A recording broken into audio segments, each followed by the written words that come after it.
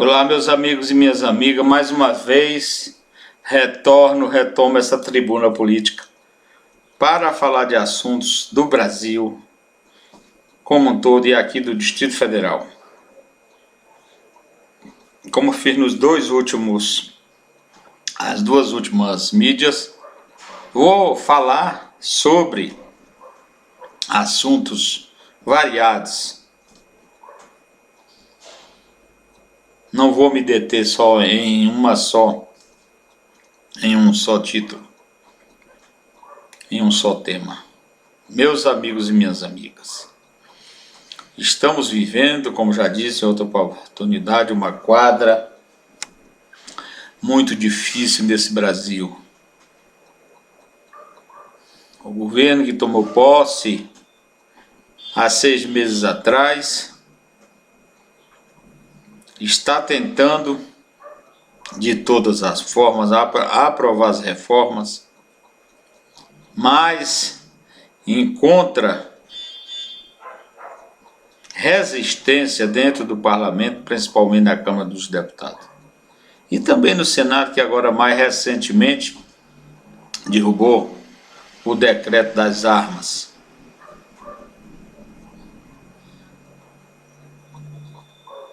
E ainda tem deles que digam, não, quer dizer que o compromisso político do presidente não é dele. Claro que é a sociedade.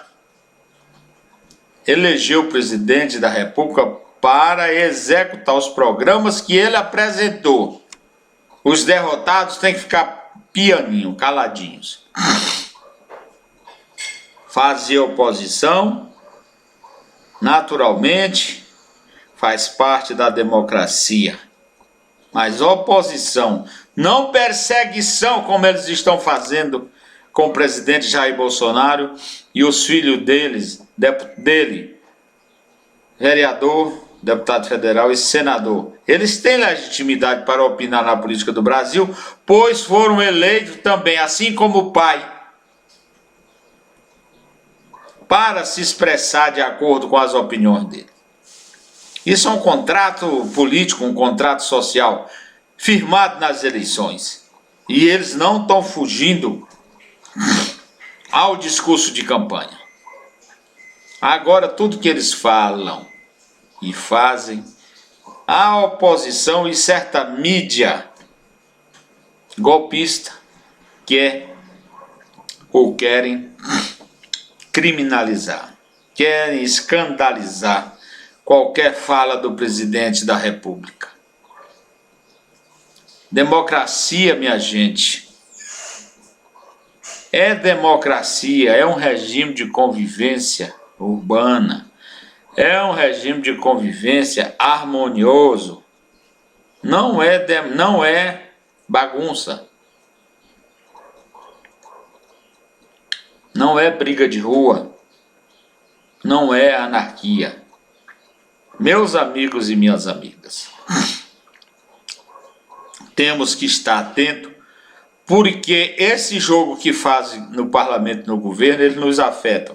Não é problema deles, é problema da sociedade. Por isso a política tem que ser feita coerentemente com a ideologia e com os planos de campanha para ser executado no governo.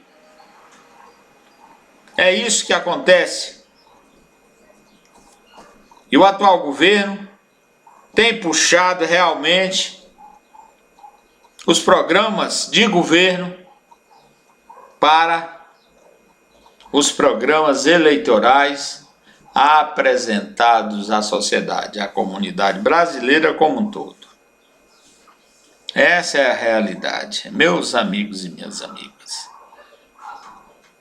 Agora mesmo, hoje, estão entrevistando lá no Senado Federal, na Comissão de Constituição e Justiça, o ministro Sérgio Moro sobre as incoerências, segundo dizem, da Operação Lava Jato.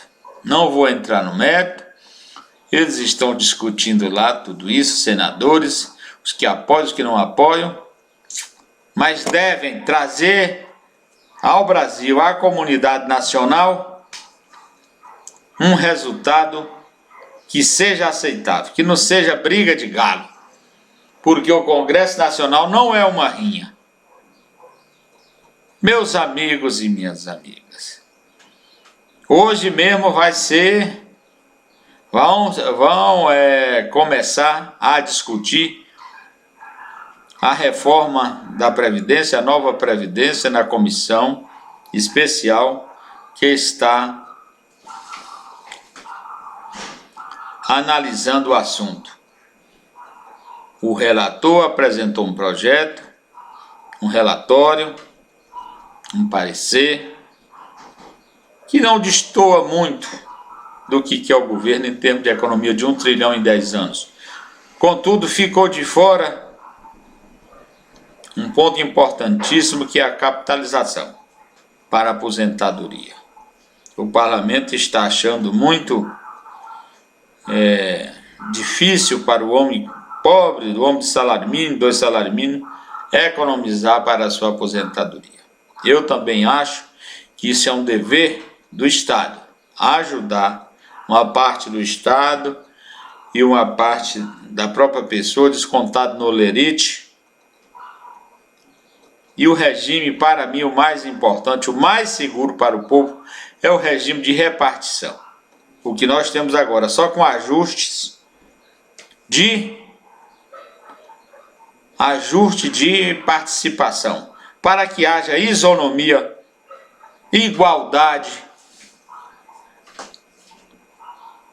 entre os contribuintes para o plano de repartição da Previdência Social. Meus amigos e minhas amigas, é muito difícil, como eu já disse e repeti aqui, repito de novo. A governança é muito difícil, a governança. Principalmente com quase 40 partidos. Como é que o governo vai atender politicamente, mesmo politicamente, esse rol de partido, quase 40 partidos? Não tem como. Isso inviabiliza o Congresso Nacional. O governo tem sido, heróico para conduzir, como está conduzindo as coisas até agora, até o momento, com equilíbrio, com razoabilidade. Porque são muitos os interesses, e não são os interesses republicanos que governam a cabeça de muitos que estão ali. São interesses particulares e de grupo. Meus amigos e minhas amigas, a aprovação da emenda da Previdência, da emenda constitucional da Previdência, é premente, porque sem ela o Brasil quebra mesmo. Essa é a realidade, e o ministro Paulo Guedes já apresentou os gráficos com os resultados nefastos se continuarmos da forma que estamos continuando. Agora, a maioria da oposição não olha para isso, a maioria da oposição olha sim para o seu mandato, para a sua zona de conforto mandatária. É isso que eles olham. Querem um próximo mandato, seja a que preço for. E por isso, pressionaram tanto que excluíram da reforma, pelo menos por enquanto, os estados e os municípios. Minha gente, é bom dizer para esses caras que os estados e os municípios pertencem ao Brasil, são Brasil, é brasileiro. Então nós não podemos deixar os estados e os municípios serem inviabilizados. Então os estados e os municípios têm que ser incluídos,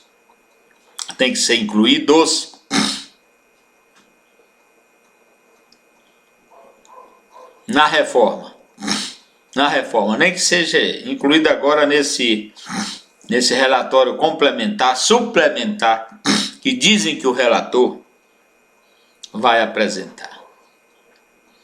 Mas o fato é que hoje começarão as discussões e logo mais esse assunto estará no plenário da Câmara dos Deputados e depois no Senado Federal. Agora é bom que se diga para toda essa gente, esses parlamentares, que eles não estão cuidando de interesse particular, eles estão cuidando de interesse republicano do Brasil, embora muitos não sejam republicanos, porque eles foram eleitos e todos sabiam que a emenda da Previdência, que não foi aprovada no governo anterior, viria logo à frente, em tela, já para essa legislatura agora, de imediato. E foi isso que aconteceu, está aí, e eles não podem fugir à responsabilidade. Meus amigos e minhas amigas, logo depois teremos a reforma da tributária, e logo depois uma reforma política que traga no seu bolso a reforma partidária.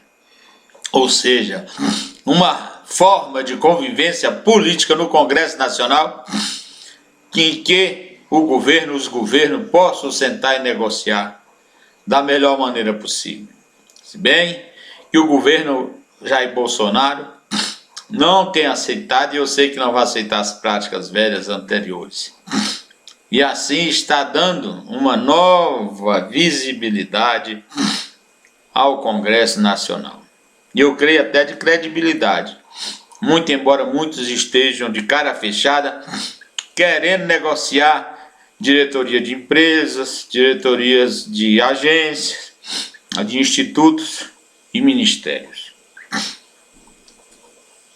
Essa é a realidade.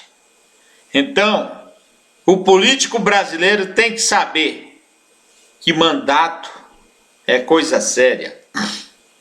É algo que o povo concede a parlamentares, a governadores, a vereadores, a prefeitos e a senadores para fazer de acordo com o que o povo pensa, de acordo com o que o povo quer. Agora muitos se elegem e viram as costas para a opinião pública, viram as costas para o povo.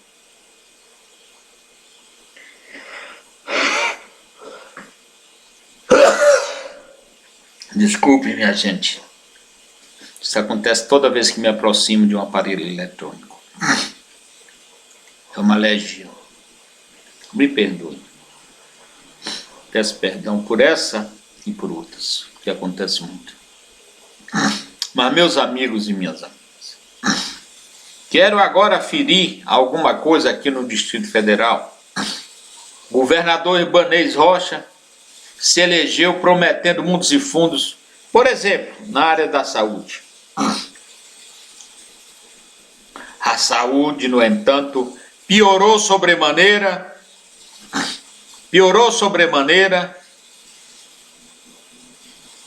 pois é só ver as filas dos hospitais públicos, das UPAs, dos centros de saúde do Distrito Federal. É uma reclamação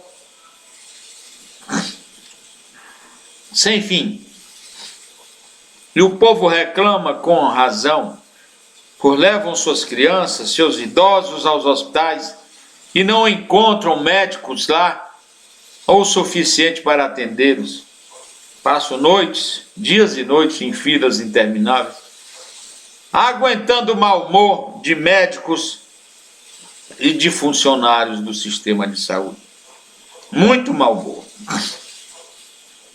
Tenho um conhecido que levou a sua esposa com problemas sérios e lá ficou à noite e o outro dia e foi reclamar e recebeu as piores respostas.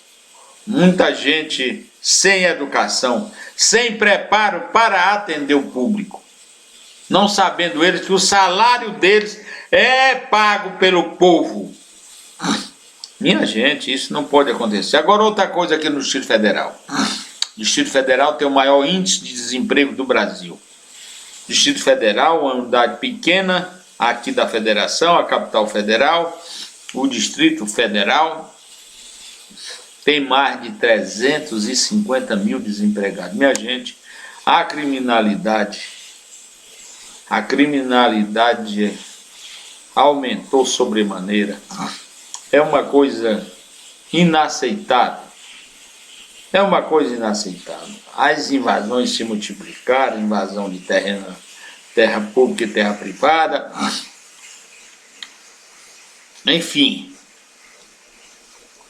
o governo ibanês ainda precisa dizer a que veio. 6 meses é muito pouco de um governo, mas é muito para o que necessitamos aqui no Distrito Federal. Não existe um esboço de um projeto para a geração de empregos aqui no Distrito Federal. E isso é premente, assim como a saúde e a educação também. Isso é premente aqui no Distrito Federal. É uma demanda muito grande. Meus amigos, vejam bem, 350 mil desempregados numa unidade tão pequenininha como Brasília, como o Distrito Federal. Como é que essa gente está vivendo? Muitos estão aí na informalidade, humilhante, e outros já foram direto para o crime. Estamos padecendo um dos maiores índices de criminalidade do Brasil aqui no Distrito Federal. Já dizem que estamos aqui importando até as facções do Norte e do Nordeste e até do Sudeste aqui para o Distrito Federal. Ô, minha gente, isso não é possível. Senhor governador, tome tento, cuide disso com mão de ferro, porque a população do Distrito Federal, ordeira, trabalhadora e patriota, não pode passar por esse vexame que está passando. Não pode. Os índices de feminicídio aqui no Distrito Federal têm sido dos maiores do Brasil. Minha gente, isso não é aceitável. O governo tem que ter uma forma para aplacar o crime aqui no Distrito Federal. E assim, temos muitas coisas em que são obrigações do governo e que padecemos pela corrupção que houve anteriormente e pela inação do atual governo, que me parece não ter o conhecimento dos problemas do Distrito Federal. Isso é verdade porque eu milito na política do Distrito Federal desde 1978. 1978. E nunca vi o senhor Ibanez em uma reunião comunitária, em um partido político, brigando, lutando pelos interesses do Distrito Federal. Nunca vi. Chegou aí de paraquedas, sem nenhum hábito administrativo, sem nenhuma habilidade política, mas o povo cansado da corrupção que estava, deu um tiro no escuro. Mas ainda não está perdido o governo do senhor Ibanez, não.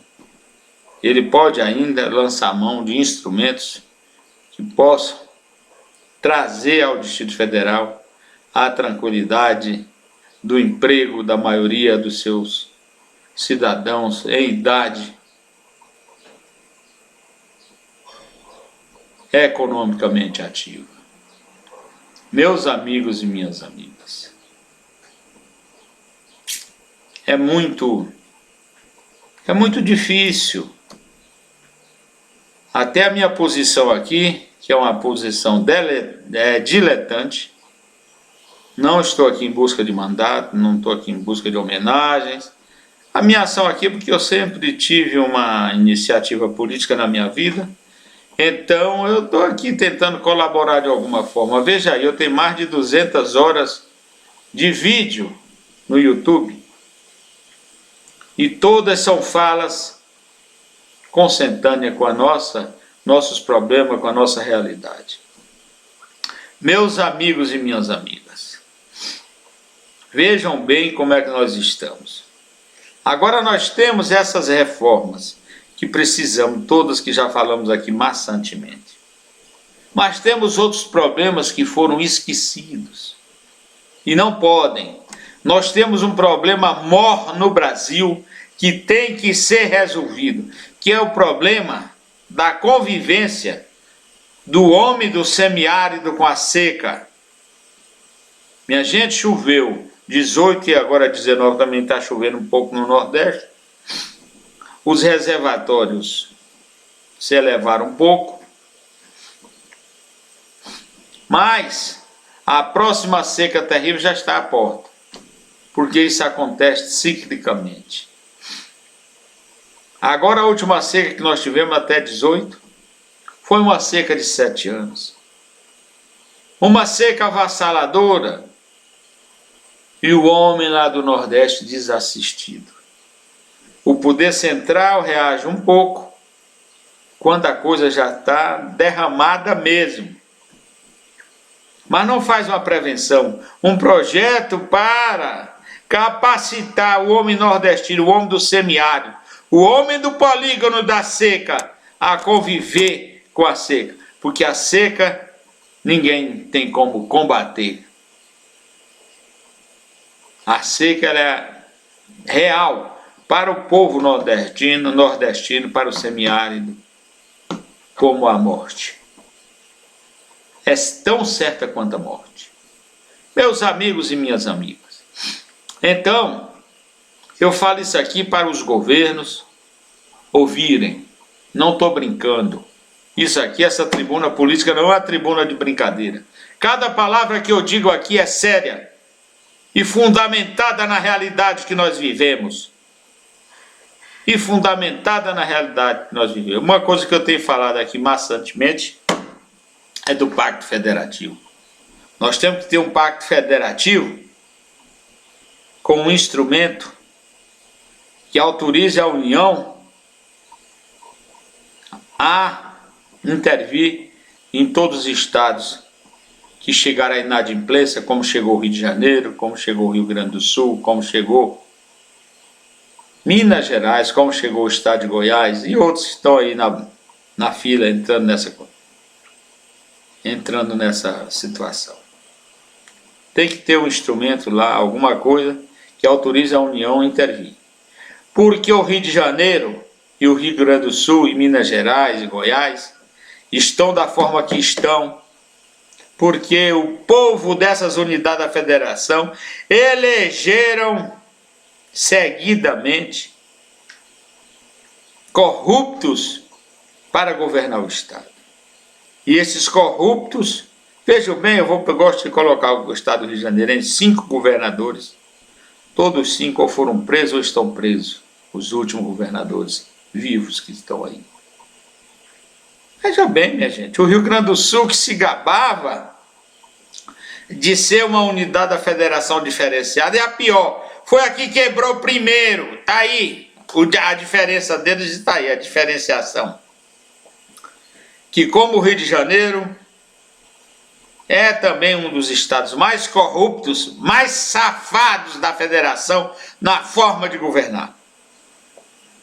Porque quebraram a classe política do Rio Grande do Sul e do Rio de Janeiro, quebraram seus estados na corrupção, na covardia contra seu povo. Mas o povo tem também certa responsabilidade, porque elegeu e reelegeu esses vagabundos que quebraram os estados. Isso não é possível. Então nós temos que ter um pacto federativo com um instrumento forte para dizer, por exemplo, quando o estado quebrar a lei, desobedecer a lei da fiscalização, não é? A lei que regula os gastos, a lei de responsabilidade fiscal, quando eles atentarem contra essa lei, o Estado automaticamente pode fazer a intervenção. Não pode deixar, como deixou o Rio Grande do Sul e o Rio de Janeiro, quebrados e a União pegando dinheiro das unidades mais pobres da União e só correndo lá, tapando o buraco que os ladrões roubaram e desequilibraram as finanças dos estados. Isso não pode. Então nós temos que ter um pacto federativo instrumentalizado para a intervenção federal nos estados que desobedecerem à lei de responsabilidade fiscal. Meus amigos e minhas amigas, estamos vivendo uma quadra muito perigosa. O Brasil pode ficar inviável, assim como ficou inviável o Rio de Janeiro, se não tomar as iniciativas corretas de administração pública. A Venezuela, não canso de falar aqui também, é um país onde eles têm a maior reserva de petróleo conhecida do mundo. Está como está, porque se apegaram somente na conta petróleo. Lá eles não plantam um pé de feijão. Tudo eles importam, pagando com o dinheiro da conta petróleo. Eu tenho medo que o Brasil caia nessa realidade, porque nós não viemos mais falar das políticas de combustíveis alternativos, como da mamona, como do dendê, como da mandioca, até mesmo da cana.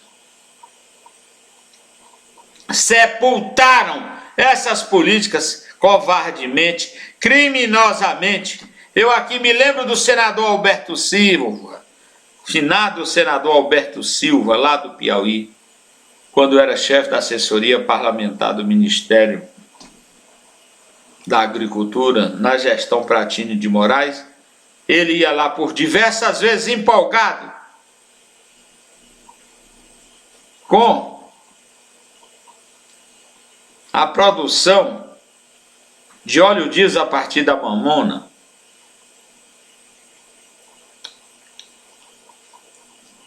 No Piauí e no Brasil. Segundo ele tinha lá associado à Associação de Produtores mais de 300 produtores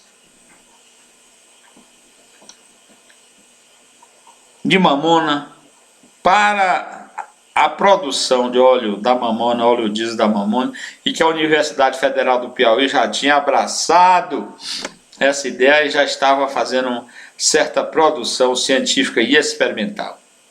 Como faz falta homens no Brasil como o senador Alberto Silva, que inclusive foi governador do Piauí, um homem que até hoje eu rendo meus respeitos.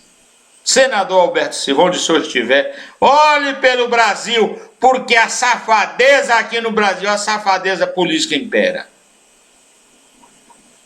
Então, meus amigos, não quero alargar mais, já tem aqui quase meia hora que eu estou falando, não quero me alargar mais porque essa mídia precisa ser vista e eu não sei se as pessoas terão tanta paciência. Que Deus nos ajude. Muito obrigado.